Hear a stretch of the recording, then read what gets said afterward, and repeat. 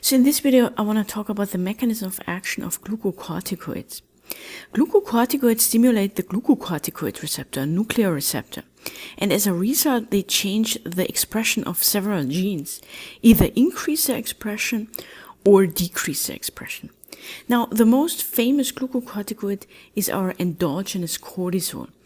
And cortisol is a glucocorticoid, hence one thing that it does, it raises glucose, as the name already implies. Another thing that is super important, in particular why we use these glucocorticoids as drugs, they decrease inflammation. So these are the most important effects of glucocorticoids. So now let's just look how these effects are mediated. Cortisol binds to the glucocorticoid receptor. The glucocorticoid receptor is actually not immediately found in the nucleus. It hangs around in the cytosol and is bound to heat shock proteins. So once cortisol binds to the glucocorticoid receptor, then the heat shock proteins actually diffuse away. Then we have this glucocorticoid receptor bound to cortisol. And this then moves into the nucleus and binds to DNA.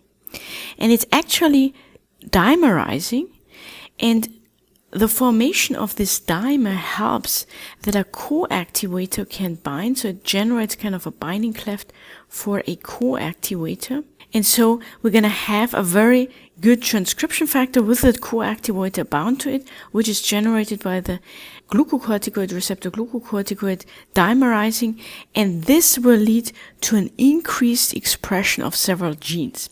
And as we already said before, glucocorticoids raise glucose, so that means they will make more of different gluconeogenic enzymes.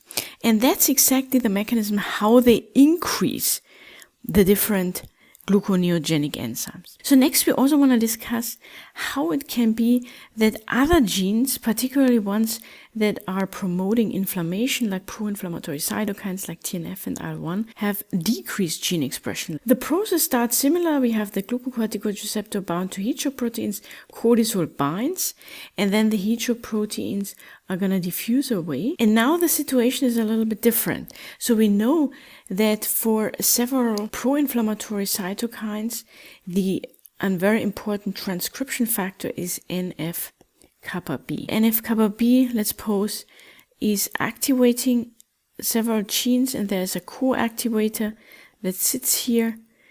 And so this transcription machinery is working. And we're going to produce several inflammatory cytokines. Now, when cortisol with the glucocorticoid receptor is moving to the nucleus, what is happening is that it's basically replacing the co-activator from the side of the transcription factor. And therefore, NF-kappa B cannot do its job as well. And as a consequence, we're going to get decreased inflammatory cytokines. So this is a mechanism that leads to decreased gene expression. And that's going to be what dampens the inflammatory response. So now I want to talk a little bit more in detail about the effects of cortisol. These are going to be also the effects of glucocorticoids. Glucocorticoids and cortisol, they increase cellular fuel sources. And one important cellular fuel is glucose. Glucocorticoids facilitate gluconeogenesis. We just discussed that. Now I also want to always say what happens if you have too much cortisol, and that obviously is the same as we're going to say what happens if you treat somebody with glucocorticoids, because that are going to be our adverse effects. So I have here listed on the right the symptoms of excess. So obviously, if cortisol facilitates gluconeogenesis, if we have too much of it, we could get hyperglycemia or even develop diabetes. Now, in order to make new glucose, we need also amino acids. How do we get amino acids? We actually need to break down protein in the skin, in the muscle, and the blood vessels. That helps us to make more glucose. Now you can imagine if you have a lot of cortisol, or if you take glucocorticoids, if you break down our proteins in skin, muscle, and blood vessels, well, then we get muscle wasting, a thin skin, or easy bruising. That is just a result of breaking down protein in skin, muscle, and blood vessels. A second cellular fuel that cortisol produces is fatty acids. We get fatty acids by triggering lipolysis. And obviously, if you have too much of it, we're going to accumulate too much fatty acids, and they are just going to move central. And that is the reason when we take glucocorticoids for a long time, we get this central fat deposition. Nobody really knows why that goes central, but in fact you're going to get the moon phase, buffalo hump, belly fat, and that's very typical for the deposition of fatty fat. Then cortisol can trigger appetite, and obviously in excess that can lead to weight gain. This is probably a central effect. Now the next bucket that we can put cortisol's effects in, besides the cellular fuel sources, are just things that it does to maintain normal kind of housekeeping function, to maintain normal function. One thing is that cortisol maintains alpha receptor expression. So the alpha receptor is very important for maintaining kind of blood flow and for vasoconstriction. And you can imagine if you have too much of it, of the alpha receptor, which mediates vasoconstriction, we could get hypertension. Then cortisol is also important for red blood cell formation. Therefore, if you have too much of it, and we get easy bruising. Cortisol is very important for bone formation and maintenance. But in excess, what happens is that you're gonna stimulate the osteoclasts and gonna inhibit the osteoblasts. So again, the osteoclasts are the one that are chewing bones, and the osteoblasts are the one that are building bone, B for building. So therefore you can imagine if you have too much of it, of this, you can develop osteoporosis, and that's obviously also an important adverse effect of glucocorticoid. Cortisol is also very important for muscle function, and it turns out if you have too much of it, you can get muscle weakness. So the last category of cortisol's effects are the anti-inflammatory effects. And they are obviously super important because that's the reason why we use glucocorticoids most of the time.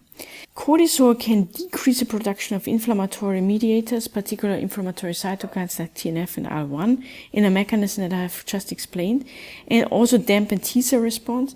So obviously if you have enough of it, you can really decrease the immune response. Well, if you don't have a good immune response as a consequence, you're also going to increase your susceptibility to infections. There's actually a major danger when you take glucocorticoids.